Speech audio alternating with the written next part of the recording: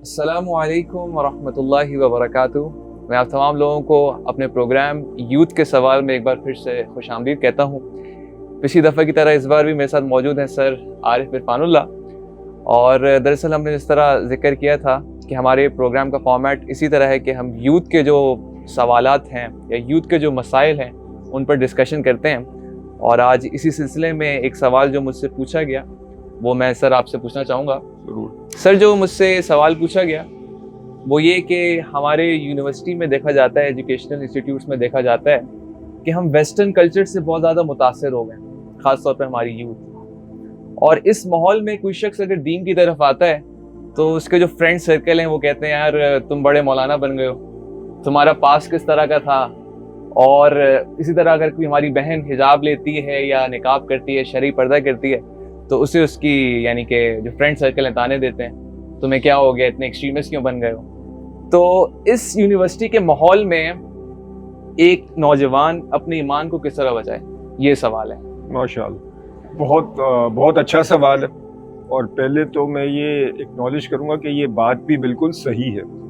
اگر ہم دیکھیں کہ مغربی سوچ, ویسٹرن تھاٹ کا, اس کا ہمارے اوپر بہت زیادہ انفلوئنس, اور ایک لاجیکل سی بات ہے, یہ کئی 100 سال ہو گئے ہیں جو western civilization, western culture dominate کر رہی ہے. آپ دیکھیں اکنامکلی بھی اسٹرانگ ہے, ملیٹریلی بھی اسٹرانگ ہے, ساری دنیا پہ ان کا اثر ہے, اور ظاہر ہے ان کا کلچر بھی جو ہے وہ اب ساری دنیا میں پھیلا ہوا ہے.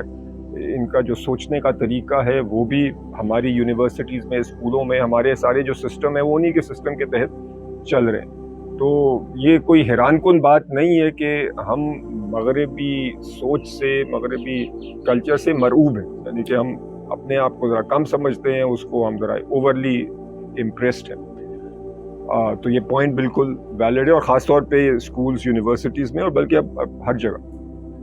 دوسرا پوائنٹ یہ کہ ہماری فطرت, انسان کی فطرت ایسی ہے, یہ انگریزی میں ایک ٹرم استعمال ہوتا ہے ہرڈ مینٹالٹی, یعنی کہ لوگ اگر کچھ کر رہے ہیں تو پھر لوگ ایک ہی ڈائریکشن میں لگ جاتے ہیں. تو ہمارے ہاں بھی وہی ہرڈ مینٹالٹی ہے کہ بس یار اگر مغرب میں کچھ ہو رہا ہے تو صحیح ہوگا, کیونکہ اتنے انہوں نے ترقی کی ہے تو ہمیں بھی وہ کرنا چاہیے. تو یہ پوائنٹ بالکل ویلڈ.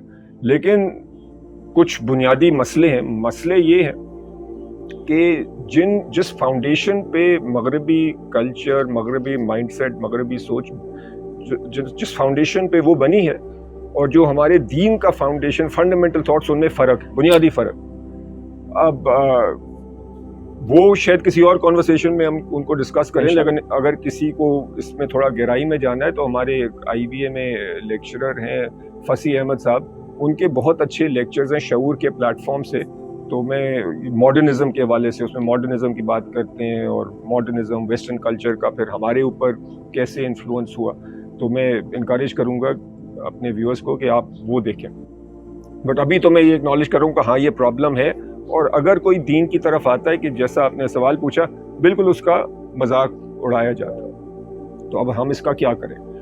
اوبیسلی اگر ہم نے دین سے جڑنا ہے تو کوشش ہماری ہونی چاہیے کہ پکی طرح جڑیں, کہ اللہ کے جو احکامات ہیں ان پہ چلیں, اور خاص طور پہ اللہ کے کلام سے تعلق جوڑیں, یعنی کہ قرآن پاک سے تعلق جوڑیں, اور ہم کو رہنمائی بھی ملے گی, انکریجمنٹ اور سپورٹ بھی یہاں سے ملے گی.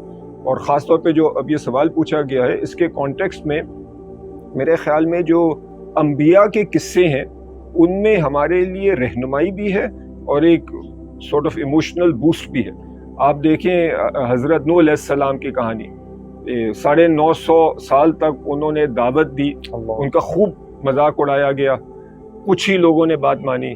اس کے بعد حضرت ہود علیہ السلام, انہوں نے بھی دعوت دی, ان کا بھی مذاق اڑایا گیا. حضرت صالح علیہ السلام, وہی کہانی. تو کبھی کبھی میں سوچتا تھا کہ یہ بار بار کیوں اللہ تعالیٰ وہی کہانی ریپیٹ کریں, یعنی کہ کیریکٹر بدل رہے ہیں لیکن کہانی مورلیس وہی آگے چل کے.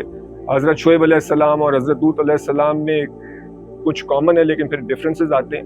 لیکن ایک چیز جو کامن ہے کہ لوگوں نے ہمیشہ مذاق اڑایا. تو یعنی کہ اگر آج ہم دین کی بات کرتے ہیں یا دین پہ چلنے کی کوشش کرتے ہیں اور ہمارا مذاق اڑایا جاتا ہے, تو ہمیں یہ پہچاننا چاہیے کہ تمام انبیاء کا مذاق اڑایا گیا تھا.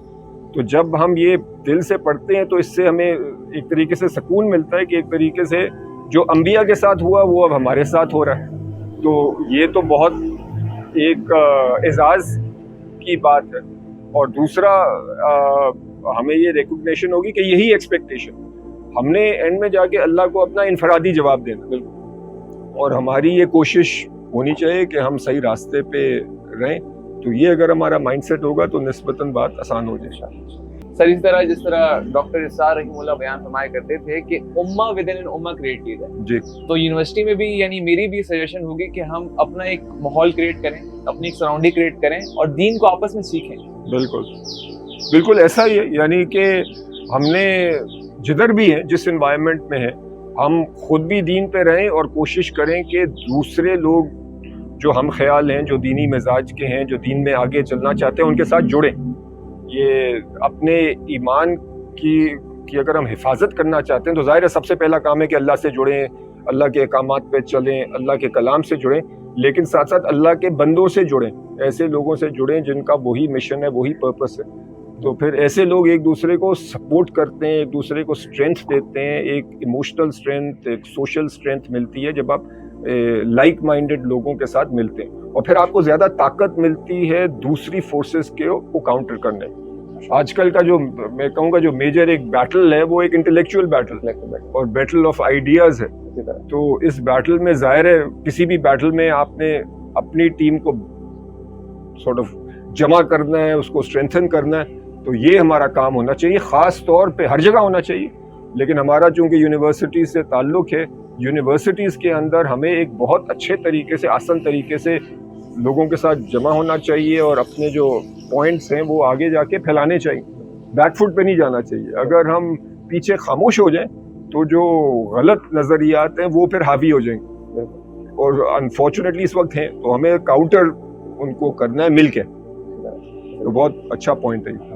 قرآن میں بھی جس طرح اللہ تعالیٰ فرماتے ہیں کہ یا ایھا الذین آمنوا اتقوا اللہ وکونوا مع الصادقین, کہ اے وہ لوگوں جنہوں نے اللہ کا تقوی اختیار کیا ہے سچے لوگوں کے ساتھ ہو جائے. قرآن میں بھی اس میں امفسائز ہے کہ صرف تقوی اختیار کر لینا کافی نہیں ہے, بلکہ ایک نیک صحبت کے ساتھ جڑنا بھی بہت ضروری ہے. اور جس طرح سر نے بات کی, آج میں دیکھتا ہوں حدیث بہت ریلیونٹ ہے آج کے دور میں. نبی کریم صلی اللہ علیہ وسلم نے فرمایا کہ ایک وقت آئے گا کہ جب دین پر جمے رہنا, دین پر قائم رہنا اس طرح ہوگا جس طرح کسی شخص نے اپنے ہاتھ میں گرم کوئلہ تھاما ہوا, برننگ کول تھاما ہوا. تو آج کل تو مجھے لگتا ہے کہ اسی طرح حالات ہیں. یعنی دین پر جو شخص آنا چاہتا ہے اس کے لیے ہم نے اتنی ساری مشکلات کھڑی کر دی, اتنے سارے یعنی ان کو ہم تانے دیتے ہیں بجائے اپریشیٹ کرنے کے. تو یہی آج کا ہمارے اس پروگرام کا مقصد تھا کہ آپ کے جو سوالات ہیں, آپ کے جو مسائل ہیں, اس پر ہم ڈسکشن کریں. اسی طرح اگر آپ ہم سے مزید سوالات کرنا چاہتے ہیں تو آپ ہمارے فیس بک پیج صحبت صالحین پر ہم سے پوچھ سکتے ہیں, اور ہماری کوشش یہی رہے گی کہ ہم انشاءاللہ آپ کے جو ایشوز ہیں اس کو ایڈریس کریں. جزاکم اللہ خیرا وآخر دعوانا ان الحمد للہ رب العالمین. السلام علیکم ورحمۃ اللہ.